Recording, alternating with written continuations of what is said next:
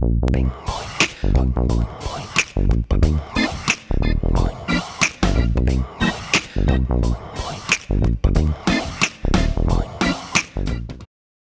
la cuvée Domaine, donc 2010, donc issue donc monocépage Cabernet Franc bien entendu.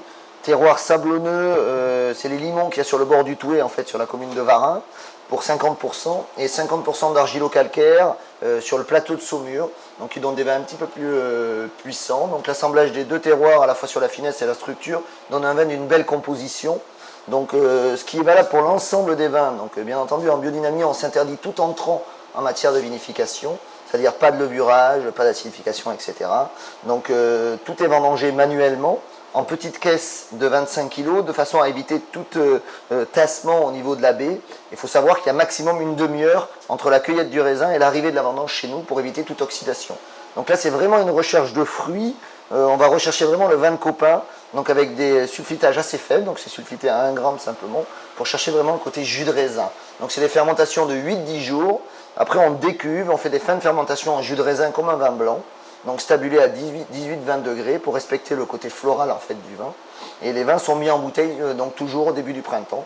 Donc c'est une cuvée qui est très intéressante à boire maintenant et on va dire dans les 2-3 ans à venir. Il n'y a pas un grand intérêt de garde sur cette cuvée là, c'est vraiment le vin de partage. Donc maintenant on passe sur la cuvée terre chaude. Donc les terres chaudes, comme le disent en fait son nom, donc on est sur le millésime 2010 encore. Donc c'est un coteau qui est exposé sud-sud-est sur la commune de Chassé. Donc au lieu dit les Poyeux, donc s'il y avait une classification de cru, on serait sur un grand cru. Donc on est sur une exposition sur des terroirs en fait, on a 30 cm de terre, c'est des sables argileux en dominante, et après on est directement sur le Turonien. Donc il y a deux terroirs sur les Poyeux, là on est sur le terroir calcaire, et il y a un autre terroir qui est un terroir qui est beaucoup plus sablonneux. Donc il donne des vins beaucoup plus sur les épices, toujours plus poivrés, plus traditionnels, je dirais, les terres chaudes d'un Saumur Champigny classique, comme vous pouvez le connaître il y a une trentaine d'années, sur des élevages de 12 mois en foudre, donc ce sont des foudrerons maintenant, pour 50%, et 50% de foudre ovale qu'on achète en Autriche. Donc ça nous permet en fait d'élever le vin en masse, comme on le faisait à l'époque, donc il y a plus d'une centaine d'années, sur des vieux foudres, donc il permet de respecter le fruit, en fait, et toutes les épices du vin.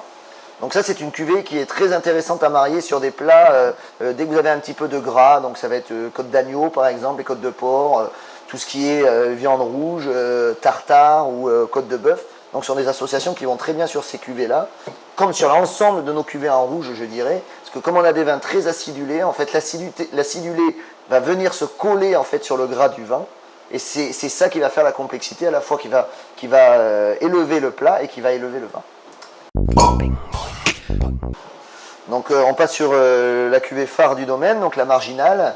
Donc c'est une cuvée qui est issue sur le terroir de la fosse de Chêne. Donc là on est sur les grands argilo-calcaires de l'appellation, sur des vignes qui ont plus de 50 ans.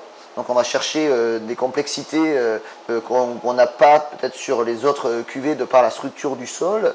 Ce sont des élevages de 24 mois en fût d'un an pour 50% qu'on achète chez Néocamusée en Bourgogne, donc ce sont des François Frères, et 50% en foudreron, exactement comme les terres chaudes.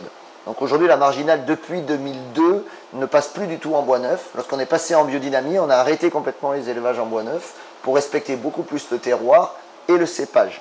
Donc c'est une cuvée sur laquelle on va vraiment rechercher ce végétal noble, comme moi je dis. Donc on va cueillir les raisins dans le croquant, donc dans la tension des peaux, de façon à avoir toute l'énergie en fait de la vigne. Là on peut se le permettre, parce qu'on est sur des très vieilles vignes, donc ils donnent des tout petits rendements, donc qui sont enroulés bien entendu, donc aucun stress, des tout petits raisins.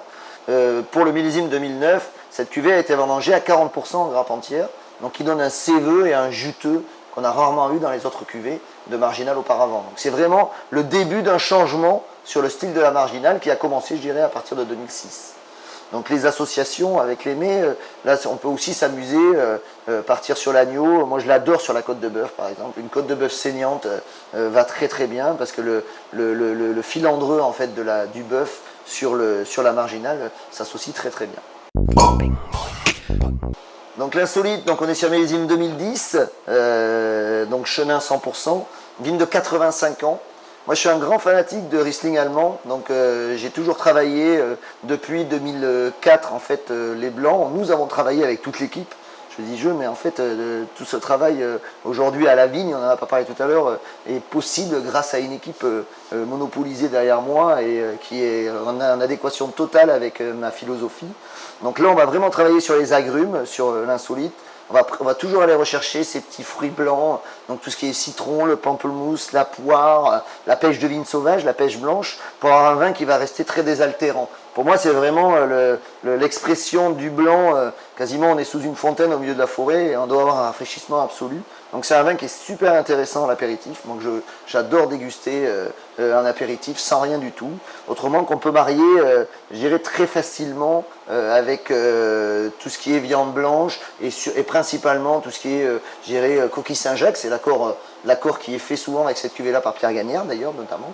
Donc où on va faire un accord qui est quasi parfait. Après tout ce qui est langoustine, langouste au mar, bien entendu, c'est assez classique.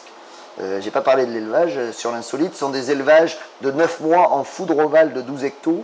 Donc on travaille beaucoup sur la verticalité en fait au niveau de l'insolite pour aller chercher cette pureté. Donc ce sont des vins qui ne sont pas du tout élevés sur les lits, qui ne font pas la malo. Donc on essaye de respecter le côté citronné et la tension en fait du raisin au départ. Je parlais de la tension des peaux tout à l'heure sur les rouges, c'est exactement pareil sur les blancs. On va toujours chercher en fait ce vert jaune au niveau de la couleur du raisin sans jamais aller chercher le tacheté marron. Parce qu'en fait on ne veut pas non plus la surmaturité, on veut rester vraiment dans cette énergie et dans cette acidité acidulée en fait qui vient égayer en fait les papilles. Voilà, santé.